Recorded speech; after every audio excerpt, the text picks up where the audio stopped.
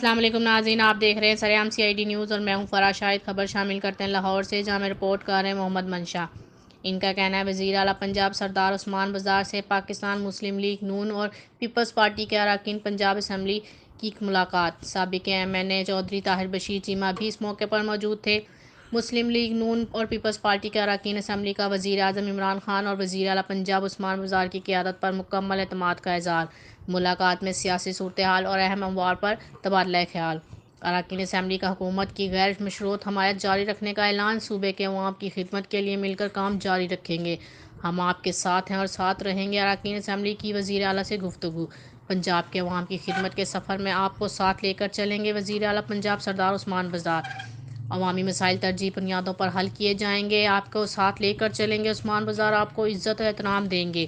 سابق حکمرانوں نے اس ملک کو تباہ برباد کرنے میں کوئی کسر نہیں چھوڑی۔ عثمان بزدار تحریک انصاف کی حکومت نے انتہائی مشکل وقت میں حکومت سنبھالی، ماضی کے کانٹے چن چن کر صاف کر رہے ہیں، تبدیلی آ رہی ہے اور آ کر رہے گی۔ عثمان بزدار عوام کی خدمت کے سفر میں کوئی رکاوٹ برداشت نہیں کی جائے گی، آپ میرے لیے قابل احترام ہیں، آپ کے جائز کام ہر صورت ہوں گے۔